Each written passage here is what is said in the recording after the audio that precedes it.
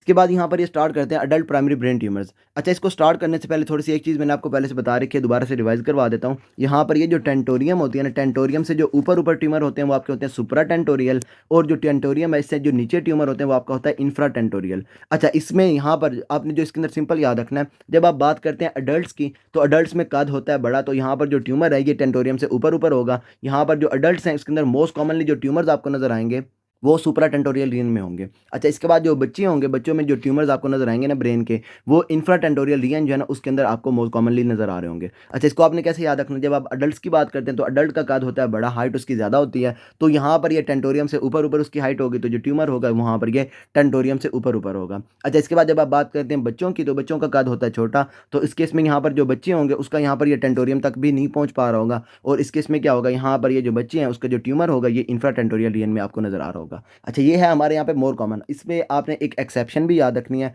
वो एक्सेप्शन है हमारे यहाँ पे ये क्रेनियोफ्रेंजियोमा। अब उस केस में क्या है, ये जो क्रेनियोफ्रेंजियोमा ये बच्चों का ट्यूमर है, लेकिन ये इंफ्राटेंटोरियल नहीं, ये आपका सुप्राटेंटोरियल होता है। सिंपल आपने याद रखना है, जब आप बात करेंगे बच्चों की, तो बच्चों में ट्यूमर्स होते हैं इंफ्राटेंटोरियल, लेकिन अगर बच्चों में आपको सुप्राटेंटोरियल ट्यूमर नज़र आ रहा है तो वो मोर कॉमनली कौन-सा होगा, यहाँ पर ये क्रेनियोफ्रेंजियोमा। ये मैंने आपको पहले से करवा रखा है, अभी बाद में ये दोबारा जो है ना बच्चों के ट्यूमर्स में आएगा तो वहाँ पे भी इसको देख लेंगे। अब यहाँ पर हम ये स्टार्ट करेंगे अडल्ट प्राइमरी ब्रेन ट्यूमर्स, और इसमें सबसे पहले यहाँ पर ये ग्लियोब्लास्टोमा। इसमें जो आपने एक चीज़ याद रखनी है, that is our grade 4 एस्ट्रोसाइटोमा।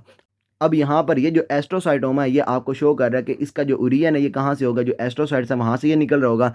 Astrocytes का इसका ओरिजिन होगा, और ये चीज़ मैंने आपको पहले से बता रखी है, जो एस्ट्रोसाइट्स होते हैं इसके केस में जो आपका होता है ना मार्कर, ये कौन सा होता है, यहाँ पर ये जीएफएपी। तो इस केस में ये जो ट्यूमर्स होंगे एस्ट्रोसाइट्स के, ये भी आपका जो जीएफएपी है वो पॉजिटिव होंगे। अच्छा, इसके बाद यहाँ पर ये आपको स्लाइड्स के ऊपर क्या नजर आएगा ये मैं आपको बाद में बताता हूँ। अब इसके बाद ये जो आपका एस्ट्रोसाइटोमा ये क्या, यहाँ पर ये ग्रेड 4, और ग्रेड 4 में आपका जो ट्यूमर होता है ये आपका मैलिग्नेंट हो चुका होता है, तो यहाँ पर आपने याद रखना है इससे कि ये आपका हाईली मैलिग्नेंट होगा, कॉमन होता है, highly malignant primary brain tumour होता है, और उसमें यहाँ पर क्योंकि ये हाईली मैलिग्नेंट है तो यहाँ पर जो मीडियन सर्वाइवल रेट है ये आपका अप्रॉक्सीमेटली 1 ईयर होता है। मतलब जो पेशेंट है ना ये सर्वाइव तकरीबन 1 साल तक ही करते हैं। इसके बाद क्योंकि यहाँ पर ये अडल्ट है तो अडल्ट में जो ट्यूमर होगा ये आपका होगा सुप्राटेंटोरियल, तो इस केस में यहाँ पर ये ट्यूमर आपको नज़र कहाँ पर आएगा, ये आपको नज़र आएगा आपके सेरिब्रल हेमिस्फीयर्स में। अब इसमें आपको पता है जो सेरिब्रल हेमिस्फीयर्स हैं वहाँ पर ये जो आपके दोनों के दोनों सेरिब्रल हेमिस्फीयर्स हैं इन दोनों को आपस में जोड़ रहा होता है हमारे यहाँ पे ये कॉर्पस कैलोसम। अब ये जो ट्यूमर होता है क्योंकि ये सेरिब्रल हेमिस्फीयर्स में है तो ये जो कॉर्पस कैलोसम है उसको भी ये क्रॉस कर सकता है। अब इस केस में आपने इसके अंदर जो चीज़ याद रखनी है that is our butterfly glioma. अगर ये कॉर्पस कैलोसम को क्रॉस कर जाएगा तो ये आपका बटरफ्लाई ग्लायोमा हो जाएगा। और इस केस में यहाँ पर ना क्वेश्चन में भी यही आता है कि आपने ये बताना है कि ये जो है ना ये ब्रेन ट्यूमर में से कौन सा ऐसा ट्यूमर है जिसको हम ये बटरफ्लाई ट्यूमर भी कहते हैं, तो वो कौन सा है हमारे यहाँ पे ये आपका ये ग्लियोब्लास्टोमा बटरफ्लाई ग्लायोमा है। इसके बाद यहाँ पर इसकी एसोसिएशन ये आपका एसोसिएटेड होता है विद ईजीएफआर एम्पलीफिकेशन। अच्छा, इसके बाद यहाँ पर ये ओरिजिन होगा, जीएफएपी पॉजिटिव होगा।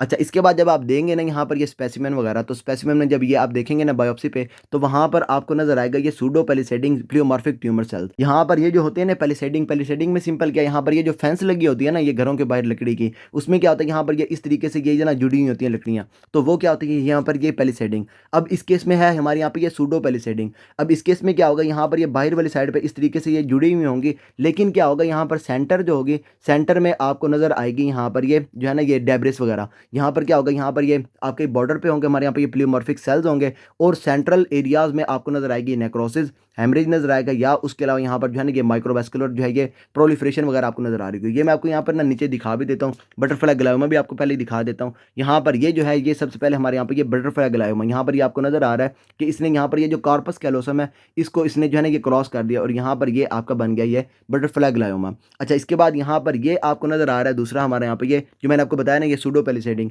इसमें क्या यहाँ पर ये इस तरीके से आपकी ये मार्जिन वगैरह बने हुए हैं, और दरमियान में आपको ये डेब्रिस वगैरह नजर आ रहा है, नेक्रोसिस वगैरह नजर आ रही है, और उसके बाद यहाँ पर ये जो आपके सेल्स हैं ना ये आपकी दरमियान में आपकी जो वेसल्स वगैरह वो आपकी प्रोलिफरेट वगैरह कर रही हैं, और उसके बाद यहाँ पर ये हेमरेजेस वगैरह जो है ना ये आपको नजर आ सकते हैं। अच्छा, इसके बाद यहाँ पर आ जाएगा ये ओलिगोडेंड्रोग्लायोमा। अब ये आपको नाम ही बता रहा है कि ओलिगोडेंड्रोग्लायोमा ये आपका कहाँ से निकलेगा, ओलिगोडेंड्रोसाइट्स जो है वहाँ से निकल रहा होगा। इसमें जो आपने सिंपल याद रखना है ये आपका रिलेटिवली रेयर है, स्लो ग्रोइंग है। इसके बाद ये मोर कॉमनली आपको कहाँ पर मिलता है, ये आपको फ्रंटल लोब्स में मिलता है। उसके बाद ये आपका ओफन कैल्सिफाइड हो चुका होता है। इसके बाद यहाँ पर जो ओलिगोडेंड्रोसाइट्स है इसका जो ट्यूमर होगा इसमें आपको नजर आएगी यहाँ पर ये फ्राइड एग अपीयरेंस। अब इसमें क्या यहाँ पर ये जो एग होता है ना, जब उसको आप ये फ्राई वगैरह करते हैं तो उसमें क्या होता है, यहाँ पर ये दरमियान में आपको मिलती है जर्दी और साइडों पे आपको ये वाइट एरिया मिलता है। तो ये यहाँ पर हो जाएगी हमारे यहाँ पे ये फ्राइड एग सेल्स। अब यहाँ पर क्या होगा, यहाँ पर ये राउंड न्यूक्लियाई आपको नजर आएगा विद क्लियर साइटोप्लाज्म। अच्छा, इसके बाद आपने इसमें याद रखना है यहाँ पर ये चिकन वायर कैपिलरी पैटर्न जो है ये आपको कहाँ पर नजर आएगा, यहाँ पर ये ओलिगोडेंड्रोग्लायोमा में। अब ये जो है ना, ये ओलिगोडेंड्रोग्लायोमा के ये भी मैं आपको यहाँ पर दिखा देता हूँ। सबसे पहले यहाँ पर ये आपको नजर आ रहा है कहाँ पर, ये फ्रंटल लोब के अंदर, ये आपका ना ये ब्रेन के हेमिस्फीयर है, और ये जो फ्रंटल लोब में आपको ये जो ट्यूमर नजर आ रहा है ये आपका कौन सा, यहाँ पर ये ओलिगोडेंड्रोग्लायोमा। अच्छा, इसके बाद मैंने आपको यहाँ पर बताया ये फ्राइड एग सेल्स, और इसी केस में यहाँ पर ये आपको सेल नजर आ रहे हैं, सेंटर में क्या यहाँ पर ये न्यूक्लियस वगैरह पड़ा हुआ है, और साइडों पे आपको क्या नजर आ रहे हैं, यहाँ पर ये वाइट एरियाज। तो ये सिंपल हो गया हमारे यहाँ पे ये ओलिगोडेंड्रोग्लायोमा। सिंपल आपने इसमें याद रखना है कि ये रिलेटिवली रेयर है। सिंपल आपने इसमें याद रखना है ये आपका रिलेटिवली रेयर है, ओलिगोडेंड्रोसाइट से निकल रहा है, और उसके बाद यहाँ पर ये जो है ना ये फ्रंटल लोब में आपको मिलता है, लेकिन ये जो है ना साथ साथ आपका ये ओपन कैल्सिफाइड हो चुका होता है। इसके बाद यहाँ पर हम ये स्टार्ट करेंगे ये मेनिंजियोमा। अब ये आपको नाम ही बता रहा है कि मेनिंजियोमा ये कहाँ से निकलेगा, मेनिंजिस से निकलेगा, और मेनिंजिस में से कौन सी आपकी जो एरेक्नॉइड सेल्स है ना, जो आपके एरेक्नॉइड मैटर है उसके जो सेल्स हैं वहां से ये आपका निकल रहा होगा। अच्छा, इसके बाद आपने इसमें याद रखना है ये आपका कॉमन है, टिपिकली बेनाइन होता है ये ट्यूमर। ये आपने इसमें याद रखना है ग्लियोब्लास्टोमा जो है ये आपका हाईली मेलिग्नेंट है। इसके बाद ये जो आपका ओलिगोडेंड्रोग्लायोमा ये आपका स्लो ग्रोइंग है, और ये जो मेनिंजियोमा है ये क्या है, यहाँ पर ये बिनाइन है, टिपिकली बिनाइन है। इसके बाद यहाँ पर जो मेनिंजियोमा ये आपको मोर कॉमन कहाँ पर मिलता है, फीमेल्स में एज कम्पेयर टू मेल्स। इसके बाद यहाँ पर क्योंकि मेनिंजिस में है तो मेनिंजिस आपको पता है ये आपका जो ब्रेन है उसके बाहर होती है। यहाँ पर ये ब्रेन है ना, फॉर एग्जांपल यहाँ पर ये सेंटर में ये ब्रेन है, और ब्रेन के साइडों पे आपको जो लेयर्स मिलती हैं वो कौन सी होती है, यहाँ पर ये मेनिंजेस। यहाँ पर ये मैंने आपको पहले बता रखा है, यहाँ पर ये DAP। इसमें क्या यहाँ पर जो आउटर होती है वो आपकी होती है ड्यूरा, फिर उसके बाद यहाँ पर अरेक्नॉइड, और उसके बाद जो ब्रेन है ना, ब्रेन के साथ जो होती है लेयर वो आपकी होती है पाया। अच्छा, यहाँ पर ना ये मैं आपको बना के भी दिखाता हूँ, यहाँ पर ये A हो गया, उसके बाद यहाँ पर ये बाहर वाली साइड पर D, तो ये ड्यूरा मैटर, उसके बाद ये अरेक्नॉइड, और उसके बाद यहाँ पर ये पाया मैटर। अब इसमें आपने क्या याद रखना है, ये आपकी जो अरेक्नॉइड मैटर है उसमें से उसके जो सेल्स हैं वहाँ से इसका ओरिजिन होता है, और उसके बाद ये आपके जो ऊपर होती है ना हमारे यहाँ पे ड्यूरा मैटर, इसके साथ भी ये आपका कनेक्टेड हो जाता है। अब क्योंकि ये आपका जो है ये ड्यूरा मैटर के साथ जब ये अटैच हो जाएगा तो उस केस में आपको नजर आएगी टेल्स वगैरह, मैं आपको बाद में ये दिखा दूंगा। इसके बाद क्योंकि ये ब्रेन से बाहर बारी वाली साइड पे है, यहाँ पर ये जो मेनिंजेस वगैरह उसके अंदर से है, तो ये आपका होगा extra axial, external to brain parenchyma. इसके बाद इसमें आपने याद रखना है ये आपका टिपिकली बिनाइन होता है, उसके बाद ये फीमेल्स के अंदर मोर कॉमन होता है। अच्छा, उसके बाद ये आपको कहाँ पर मिलेगा, ब्रेन के सर्फेसेस या फिर जो स्पाइनल कॉर्ड है ना उसकी सर्फेस पे मिल रहा होगा, सिंपली क्योंकि ये आपकी जो मेनिंजेस है उसमें से निकल रहा है। तो जो मेनिंजेस हैं ये आपकी जो ब्रेन है उसकी सर्फेस पे ही होती हैं, तो ये ट्यूमर भी आपको सर्फेस ऑफ ब्रेन पे आपको नजर आ रहा होगा। इसके बाद ये एक्स्ट्रा एक्सियल होगा, एक्सटर्नल टू ब्रेन पैरेन्काइमा। इसके बाद यहाँ पर ये ड्यूरल अटैचमेंट भी आपको नजर आ सकती है। इस केस में आपको ये जो टेल है ना ये आपको नजर आ रही होगी, मैं आपको बाद में बता देता हूँ। इसके बाद ये जो मेनिंजियोमा ये आपका ऑफन एसिम्प्टोमेटिक होता है, और पेशेंट जो है आपके पास प्रेजेंट कर सकता है विद सीजर और फोकल न्यूरोलॉजिकल साइंस वगैरह। इसके बाद अगर अपने पेशेंट को ट्रीट करना तो आप क्या करेंगे, पेशेंट के अंदर ये रिजेक्शन या उसके अलावा जो है ना ये रेडियो सर्जरी वगैरह कर रहे होंगे। अच्छा, इसके बाद ये जो मेनिंजियोमा ये आपका कहाँ से निकल रहा है, ये आपके एरेक्नॉइड सेल से निकल रहा है। इस केस में आपको यहाँ पर नजर आएंगे ये spindle cell concentrically arranged in whorled pattern. उसके बाद यहाँ पर आपको नजर आएंगी ये समोमा बॉडीज, और इसमें सिंपल यहाँ पर ये ना लेमिनेटेड कैल्सिफिकेशंस वगैरह जो है ना ये आपको नजर आ रही होंगी। अच्छा, ये मेनिंजियोमा में मैं आपको यहाँ पर ना आप दिखा देता हूँ। इसमें यहाँ पर सबसे पहले तो मैंने आपको जो बताया ना, यहाँ पर ये आपकी जो एरेक्नॉइड मैटर है वहाँ से निकल रहा है, लेकिन ये आपकी जो ड्यूरा है ना उसके साथ भी अटैच्ड हो जाता है, तो उस केस में आपको नजर आती है यहाँ पर ये टेल्स। अब ये ट्यूमर यहाँ पर पड़ा हुआ है, उसके बाद ये जो आपके एरेक्नॉइड मैटर है ना इसमें से ये जो ड्यूरा मैटर है उसके साथ अटैच्ड है, और यहाँ पर ये जो वाइट एरियाज आपको नजर आ रहे हैं ये है यहाँ पर ये टेल्स। इसके बाद यहाँ पर ये आपको समोमा बॉडीज, उसके बाद जो है ना हमारे यहाँ पे ये होल्ड पैटर्न वगैरह आपको नजर आ रहा है। सिंपल यहाँ पर ना ये कैल्सिफिकेशन वगैरह जो है ना ये आपको यहाँ पर नजर आ रही है, लेमिनेटेड जो है ना ये कैल्सिफिकेशन वगैरह आपको नजर आ रही है, समोमा बॉडीज होंगी। इसके बाद यहाँ पर हम स्टार्ट करेंगे ये हिमेंजियोब्लास्टोमा। अब ये आपको नाम ही बता रहा है, हिमेंजियो से क्या हो जाएगा, यहाँ पर ये ब्लड वेसल्स, तो ये जो ट्यूमर होगा ये कहाँ से निकल रहा होगा, जो ब्लड वेसल्स है वहाँ से आपका ओरिजिनेट कर रहा होगा। अच्छा, इसके बाद इसमें आपने याद रखना कि ये जो है ये मोस्ट कॉमन आपको सेरिबेलर होता है। अच्छा, इसके बाद आपने इसमें याद रखना है कि ये आपका एसोसिएटेड होता है with von Hippel Lindau syndrome when found with retinal angiomas। अच्छा, इसके बाद क्योंकि ये ब्लड वेसल्स के अंदर है और ब्लड वेसल्स में आपके ये आरबीसीज वगैरह फिर होते हैं, तो ये जो हिमेंजियोब्लास्टोमा है ये आपका प्रोड्यूस कर सकता है यहाँ पर ये एरिथ्रोपोइटिन, और वहाँ से जो आपके आरबीसीज हैं ये आपके ज़्यादा प्रोड्यूस हो रहे होंगे। ये आपको पहले से पता है, आपकी जो एरिथ्रोपोइटिन है ये क्या करेगी, जाके आपके जो होंगे ना ये यूनिफॉर्मिंग सेल्स हैं उनको जाके ये स्टिमुलेट करेगी, और जो पेशेंट है उसके अंदर ये पॉलीसाइथीमिया आपको नजर आएगा। तो यहाँ पर एक चीज़ आपने याद रखनी है, यहाँ पर ये ब्लड सेल्स के ओरिजिनेट कर रहा होगा। इसके बाद ये सेरिबेलर होगा, वॉन हिप्पल लिंडाउ के साथ इसका यहाँ पर एसोसिएशन है, और यहाँ पर ये रेटिनल एंजियोमास वगैरह आपको नजर आएंगे, वही आपकी ये ब्लड वेसल्स वगैरह जो है ना ये आपको नजर आ रही होंगी, रेटिनल एंजियोमास वगैरह होगी। इसके बाद यहाँ पर ये एरिथ्रोपोइटिन को प्रोड्यूस करता है, और जो पेशेंट उसके अंदर ये सेकेंडरी पॉलीसाइथीमिया आपको नजर आ रहा होगा। इसके बाद यहाँ पर आपको नज़र आएगी ये closely arranged thin walled capillaries with minimal intervening parenchyma. यहाँ पर जो होगा ना ये पेरेन्काइमा वगैरह ये आपको ये मिनिमल नज़र आ रहा होगा, और ये भी मैं आपको यहाँ पर ना अब दिखाई देता हूँ। यहाँ पर ये एक तो सेरिबेलम के अंदर आपका मोस्ट कॉमन होगा, यहाँ पर ये सेरिबेलम बनी हुई है पेशेंट की, और उसमें ये जो आपको ट्यूमर नज़र आ रहा है ये कौन सा है हमारे यहाँ पर ये हिमेंजियोब्लास्टोमा। अच्छा, इसके बाद यहाँ पर जो सेल्स हैं उसमें आपको क्या नज़र आएगा, यहाँ पर ये जो आपके सेल्स हैं ये आपके क्लोजली अरेंज्ड होंगे। यहाँ पर इस पिक्चर में आपको नज़र आ रहा है सेल्स आपके क्लोजली अरेंज्ड हैं। उसके बाद यहाँ पर जो पेरेन्काइमा इनके दरमियान में यहाँ पर ये मिनिमल है, तो मिनिमल इंटरवेनिंग पेरेन्काइमा आपको कहाँ पर नजर आएगी, हिमेंजियोब्लास्टोमा में। अच्छा, इसके बाद यहाँ पर स्टार्ट करेंगे ये पिट्यूटरी एडिनोमा। अब ये चीज़ मैंने आपको पहले से बता रखी है, पिट्यूटरी एडिनोमा जो है ना इसको हमने पहले से कर रखा है। अब इसमें यहाँ पर सिंपल क्या है, आपका जो पिट्यूटरी है उसमें आपके डिफरेंट टाइप ऑफ सेल्स हैं। अब ये जो पिट्यूटरी एडिनोमा ये उन सेल में से किसी भी सेल से आपका निकल सकता है। Hyperplasia of only one type of endocrine cells found in pituitary. उसमें आपके लैक्टोट्रॉफ्स पड़े होते हैं जो क्या कहते हैं आपके जो है ना ये प्रोलैक्टिन को प्रोड्यूस करते हैं। सोमैटोट्रॉफ्स पड़े होते हैं जो आपके ये ग्रोथ हार्मोन वगैरह को प्रोड्यूस करते हैं। आपके गुनैडोट्रॉफ्स पड़े होते हैं जो आपके ये गुनैडोट्रॉफिन रिलीजिंग हार्मोन को प्रोड्यूस करते हैं। थायरोट्रॉफ्स पड़े होते हैं जो ये टीएसएच वगैरह जो है ना उसको ये प्रोड्यूस करते हैं। तो ये आपका जो ट्यूमर है ना ये उनमें से किसी एक सेल का हो सकता है। सिंपल, मैंने आपको ये पहले से भी बता रखा है। इसमें जो आपने याद रखना है कि मोस्ट कॉमन आपका जो होता है ना पिट्यूटरी एडिनोमा, वो कौन सा है हमारे यहाँ पे, ये प्रोलैक्टिनोमा। आपके जो है ना ये जो प्रोलैक्टिन को प्रोड्यूस कर रहा होगा वो आपका प्रोलैक्टिनोमा। और ये जो पिट्यूटरी ट्यूमर है इसमें यहाँ पर ये क्वेश्चंस में भी आता है। आपने इसमें सिंपल याद रख लेना कि जो पिट्यूटरी एडिनोमा है इसमें यहाँ पर क्वेश्चन कैसे आता है वो आपको बताते हैं कि ये जो पिट्यूटरी एडिनोमाज हैं इसमें मोस्ट कॉमन सिक्रीटरी ट्यूमर कौन सा है वो आपने याद रखना है। यहाँ पर ये प्रोलैक्टिनोमा। प्रोलैक्टिनोमा जो है ये आपका यहाँ पर ये मोस्ट कॉमन है। उसके बाद ये सिक्रीटरी ट्यूमर है। इसके बाद यहाँ पर ना ये आपके दूसरे सेल्स में भी हो सकता है। यहाँ पर जो है ना ये मोस्ट कॉमनली फॉर्म फ्रॉम लैक्टोट्रॉफ्स जो आपके यहाँ पर ये प्रोलैक्टिन को प्रोड्यूस करते हैं। और जो पेशेंट है उसके अंदर ये लैक्टोट्रॉफ्स जो आपके वहाँ पर ज़्यादा हो जाएंगे, ये आपके वहाँ पर ज़्यादा हुए होंगे, आपके वहाँ पर पेशेंट के अंदर ये एडिनोमा वगैरह होगा, तो यहाँ पर जो प्रोलैक्टिन है ये आपकी ज़्यादा प्रोड्यूस हो रही होगी। तो जो पेशेंट है उसके अंदर ये हाइपरप्रोलैक्टिनीमिया के जो सिम्टम्स होंगे वो आपको नजर आ रहे होंगे। और ये आपको पता है हाइपरप्रोलैक्टिनीमिया के केस में क्या होगा, यहाँ पर जो पेशेंट है उसके अंदर मिल्क की प्रोडक्शन ज़्यादा हो रही होगी, तो जो पेशेंट है उसके अंदर ये आपको नजर आएगी गैलेक्टोरिया। इसके बाद ये क्या करता है, आपके जो गोनाडोट्रोफिन रिलीजिंग हार्मोन्स होते हैं इनको जाके जो आपके प्रोलैक्टिन होती है जाके इनहिबिट करती है, तो उसकी वजह से जो पेशेंट है उसके अंदर ये एमिनोरिया, उसके बाद यहाँ पर ये डिक्रीज बोन डेंसिटी वगैरह due to suppression of oestrogen in females and as decrease libido infertility in males. ये आपको मैंने पहले से बता रखा है सिंपल। यहाँ पर जो प्रोलैक्टिन जब इंक्रीज होगी तो उसके जो सिम्टम्स हैं ये आपको यहाँ पर हाइपरप्रोलैक्टिनीमिया या फिर जो है ये प्रोलैक्टिनोमा के अंदर आपको नजर आ रहे होंगे। अब ये भी चीज़ मैंने आपको पहले बता रखी है, यहाँ पर जो प्रोलैक्टिन होती है इसको इनहिबिट करने के लिए आप क्या करते हैं, पेशेंट के अंदर देते हैं डोपामिन। डोपामिन जो आपके ऊपर से स्क्रीट हो रही होती है हमारे यहाँ पे ये हाइपोथैलेमस से, वो क्या कर रही होती है, टॉनिकली जो आपके नीचे लैक्टोट्रॉफ्स पड़े होते हैं उनको इनहिबिट कर रही होती है। All cells of pituitary are under tonic stimulation except lactotrophs which are under tonic inhibition.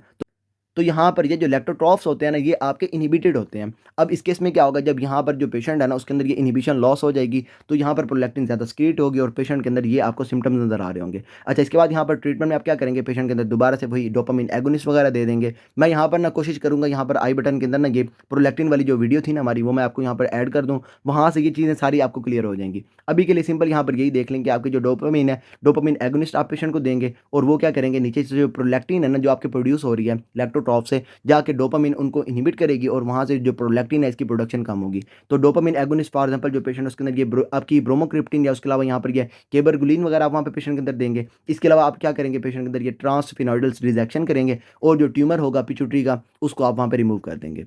अच्छा, इसमें यहाँ पर ये मोस्ट कॉमनली कहाँ से होता है, आपके जो लैक्टोट्रॉफ्स हैं वहाँ से होता है। लेस कॉमनली आपके हो सकता है सोमैटोट्रॉफ्स है जो आपके ये ग्रोथ हार्मोन को प्रोड्यूस कर रहे होते हैं। जब ये सोमैटोट्रॉफ्स के अंदर ये ट्यूमर होगा तो वहाँ से क्या होगा, ग्रोथ हार्मोन ज़्यादा प्रोड्यूस होगा और जो पेशेंट उसके अंदर ये एक्रोमेगली, उसके बाद यहाँ पर ये गैगेंटिज्म वगैरह जो है ये आपको नजर आ रही होगी। कॉर्टिकोट्रॉफ्स के अंदर हो सकता है, उसमें क्या होगा, यहाँ पर एसीटीएच ज़्यादा प्रोड्यूस होगा और जो पेशेंट उसके अंदर ये कुशिंग डिजीज़ हो जाएगी।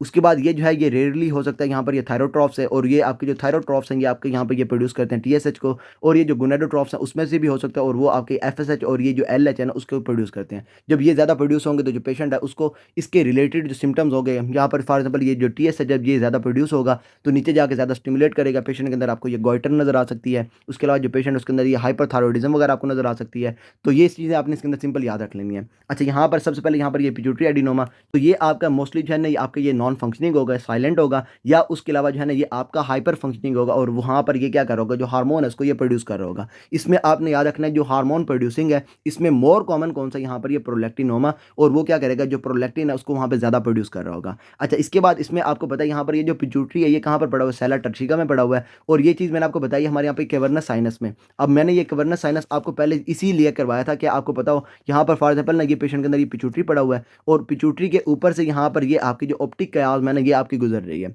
अब इस केस में क्या होगा, जो पेशेंट है जब उसके अंदर ये पिट्यूटरी का ट्यूमर हो जाएगा तो ये जो आपके ऊपर पड़ी हुई है ना ऑप्टिक कयाज, ये क्या करेगा, उसको करेगा वहाँ पर ना कंप्रेस, और जो पेशेंट है कंप्रेशन की वजह से जो पेशेंट है उसके अंदर ये आपको नजर आएगी यहाँ पर ये बाय टेम्पोरल हेमी एनोपिया। इसमें क्या होता है, जो पेशेंट है ना उसको जो टेम्पोरल साइड होती है ना, जो उसकी ये कानों वाली साइड होती है, वहाँ से पेशेंट को नजर नहीं आता। फॉर एग्जाम्पल ये पेशेंट की आइज़ अगर मैं आपको बताऊँ ना, यहाँ पर ये पेशेंट की आइज़ है और यहाँ पर ये पेशेंट की ये साइडों पर ना ये कान है, तो इस केस में क्या होगा, यहाँ पर जो कानों वाली साइड पर जो हाफ एरिया होगा ना, यहाँ पर इसमें पेशेंट को नजर नहीं आ रहा होगा। तो ये सिंपल क्या है, यहाँ पर ये बाय टेम्पोरल हेमी एनोपिया नाम ही आपको बता रहा है, जो पेशेंट है उसको ये बाय टेम्पोरल टेम्पोरल वाली जो दोनों साइडें होंगी वहाँ से पेशेंट जो है उसको हेमी एनोपिया होगा, उसको वहाँ पे हाफ साइड से नज़र नहीं आ रहा होगा। अच्छा, इसके बाद यहाँ पर जो पेशेंट है non functioning tumour present with mass effects, और जो पेशेंट है उसके अंदर ये बाय टेम्पोरल हेमी एनोपिया वगैरह आपको नजर आ सकता है due to pressure on optic chiasm. इसके बाद यहाँ पर जो पेशेंट है उसके अंदर ये पिट्यूटरी एपोप्लेक्सी वगैरह हो सकती है और उसकी वजह से जो पेशेंट उसके अंदर ये हाइपोपिट्यूटरिज्म जो है ये आपको नजर आ सकता है। अच्छा, इसके बाद यहाँ पर हमने ये सारा देख लिया, यहाँ पर जो पेशेंट है उसके अंदर ये प्रोलैक्टिनोमा होगा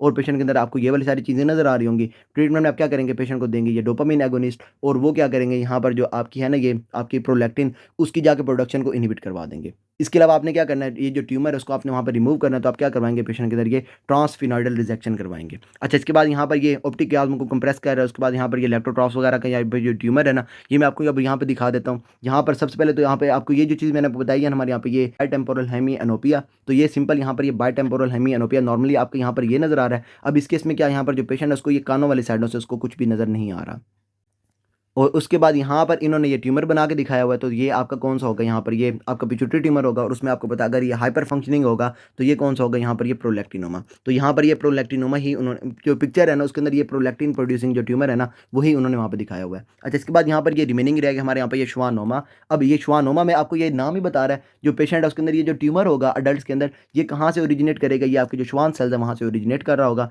और ये चीज़ आपको पहले से पता है कि आपके जो श्वान सेल्स हैं उसमें आपके यहाँ पर ये मार्कर कौन सा होता है, यहाँ पर ये S100, तो ये जो ट्यूमर होगा ये भी आपका S100 पॉजिटिव होगा। अच्छा, इसके बाद यहाँ पर आपने याद रखना है कि ये जो आपका श्वानोमा है ये आपका क्लासिकली कहाँ पर होगा, ये आपका एक तो होगा ना ये सुप्राटेंटोरियल, लेकिन ये आपका जो सेरिबेलोपोंटीन एंगल है ना वहाँ पर ये आपका मोस्ट कॉमनली हो रहा है क्लासिकली एट सेरिबेलोपोंटीन एंगल, और यहाँ पर ये आपका बिनाइन होगा इन्वॉल्विंग क्रेनियल नंबर 5, उसके बाद 7 एंड 8। अच्छा, इसके बाद यहाँ पर ना जो आपने इसमें याद रखना है, यहाँ पर ये जो श्वानोमा है ना ये आपके 5 उसके बाद 7 और जो 8 है ना उसको ये इन्वॉल्व करता है, लेकिन मोस्ट कॉमनली आपकी कौन सी इन्वॉल्व होती है, यहाँ पर ये क्रेनियल नर्व नंबर 8 वो आपकी वेस्टिबुलो कोक्लियर। जब ये इन्वॉल्व होगी तो जो पेशेंट है उसके अंदर ये इससे रिलेटेड आपको वहाँ पे जो है ना ये सिम्टम्स नजर आ रहे होंगे। वेस्टिब्यूलर जो पोर्शन है जब उसको वहाँ पे ये डैमेज होगा तो जो पेशेंट है उसके अंदर ये बैलेंस वगैरह उसको वहाँ पे डैमेज हो रहा होगा। इसके बाद ये कोक्लियर जब उसका वहाँ पे डैमेज होगा तो जो पेशेंट है उसके अंदर ये आपको ये हियरिंग लॉस वगैरह उसके बाद जो है ना यहाँ पर ये टिनिटस वगैरह जो है ये आपको नजर आ रही होगी।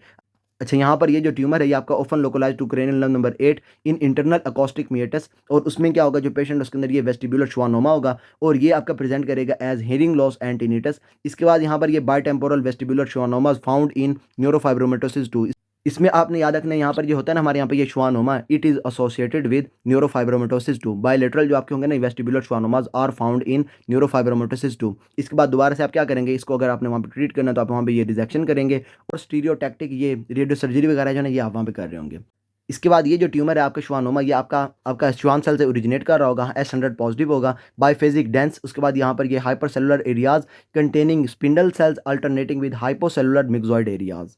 अच्छा, जो चीज़ें आपने सिंपल याद रखनी है श्वानोमा में, यहाँ पर आपने ये क्रेनियल नर्व याद रखनी है, यहाँ पर ये 5 उसके बाद 7 और ये 8। उसके बाद यहाँ पर आपने याद रखना है कि ये ओफन लोकलाइज्ड होता है, यहाँ पर ये क्रेनियल नर्व नंबर जो 8 है ना उससे आपको वहाँ पे ये लोकलाइज्ड होता है, और उसकी वजह से क्या होगा, जो पेशेंट उसके अंदर ये आपको हेयरिंग लॉस, उसके बाद यहाँ पर ये टिनिटस वगैरह नजर आ रहा होगा। और इसमें आपने याद रखना कि ये जो आपका होता है ना यहाँ पर ये वेस्टिबुलर श्वानोमा इट इज बायलेटरल जो आपके होते हैं ना ये आपके vestibular schwannoma found in neurofibromatosis 2। इसका आपने इसके अंदर ना यहाँ पर ये एसोसिएशन याद रखनी है। इसके बाद यहाँ पर ये S100 पॉजिटिव होगा, श्वान सेल से ओरिजिनेट कर रहा होगा। इसी तरीके से हमारे यहाँ पर ये पिट्यूटरी एडिनोमा, इसमें आपने याद रखना है यहाँ पर ये प्रोलैक्टिनोमा, ये आपका जो है ये मोस्ट कॉमन सेक्रेटरी ट्यूमर है पिट्यूटरी का। और उसके बाद यहाँ पर ये आपके जो होता है ना कि मोस्ट कॉमनली आपके लेप्टोट्रॉफ्स का होता है। इसके अलावा ये आपका हो सकता है लेस कॉमनली हमारे यहाँ पे स्वेटोट्रॉफ्स का हो सकता है, लेकिन रेयरली आपके जो थायरोट्रॉफ्स या फिर आपके जो गोनेडोट्रॉफ्स है ना, उसके अंदर ये रेयरली आपको मिल रहा होता है। आपके स्मेटोट्रॉफ्स में हो सकता है, उसके अलावा यहाँ पर ये कॉर्टिकोट्रॉफ्स में हो सकता है, लेकिन ये आपके जो गोनेडोट्रॉफ्स और आपके जो ये थायरोट्रॉफ्स वगैरह है ना, उसके अंदर ये रेयरली आपको मिल रहा होता है। यहाँ पर जो पेशेंट है उसके अंदर ये ट्यूमर जब आपका ये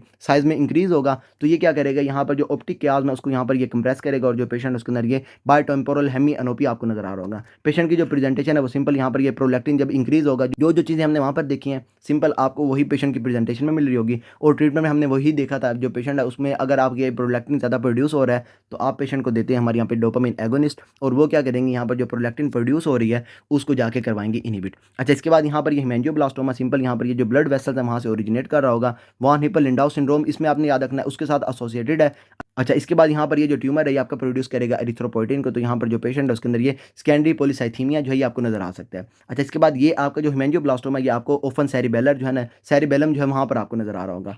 इसके बाद यहाँ पर ये मेनिंजियोमा, और ये आपके जो अरेक्नॉइड सेल्स है वहाँ से ओरिजिनेट कर रहा होगा, मेनिंजिस से निकल रहा होगा। तो मेनिंजिस में आपने याद रखना है जो अरेक्नॉइड सेल्स है वहाँ से निकल रहा होगा। यहाँ पर ये स्मोबार्डिस आपने इसमें याद रखनी है, ये आपके मेनिंजिस में, तो ये आपका एक्स्ट्रा एक्सियल होगा। इसके बाद यहाँ पर ये जो आपकी होगा ना ये ड्यूरा, उसके साथ इसकी अटैचमेंट आपको नजर आ सकती है, टेल वगैरह इसकी वहाँ पे बनी होगी। ओफन ये जो आपको वहाँ पे जो है ये एसिम्टोमेटिक होता है। और उसके बाद यहाँ पर जो फीमेल है उसके अंदर ये मोस्ट कॉमन होता है। अच्छा, ये जो आपका होता है ना मेनिंजियोमा, इसमें यहाँ पर जो आपका ट्यूमर होता है ना, इसके ऊपर एस्ट्रोजन के रिसेप्टर्स जो हैं वो आपके होते हैं, तो उससे भी आपने इसके अंदर याद रख लेना। यहाँ पर जो आपकी फीमेल है क्योंकि उसके अंदर ये एस्ट्रोजन आपका यहाँ पर ये प्राइमरी हार्मोन है, तो ये फीमेल्स में आपका मोस्ट कॉमन होता है। इसके बाद यहाँ पर ये ओलिगोडेंड्रोग्लायोमा, ये आपके जो ओलिगोडेंड्रोसाइट्स है वहाँ से ओरिजिनेट कर रहा होगा। फ्राइड एग अपीयरेंस आपको इसके अंदर नजर आएगी, फ्राइड एग सेल्स आपको नजर आएंगे इसके अंदर। अच्छा, इसके बाद यहाँ पर ये आपका रिलेटिवली रेयर है, फ्रंटल लोब्स तक ही होता है आपका मोस्ट कॉमनली, मोस्ट ऑफन आपका ये फ्रंटल लोब्स में होगा। उसके बाद यहाँ पर ये ओफन कैल्सिफाइड होगा। इसके बाद यहाँ पर ये ग्लियोब्लास्टोमा, आपके एस्ट्रोसाइट्स जो है वहाँ से निकल रहा होगा, एस्ट्रोसाइटोमा ग्रेड 4। और ये आपके जो एस्ट्रोसाइट्स हैं इसमें आपका यहाँ पर ये मार्कर कौन सा होता है, जीएफएबी, तो ये भी आपके जो ट्यूमर्स होंगे ये आपके जीएफएबी पॉजिटिव होंगे,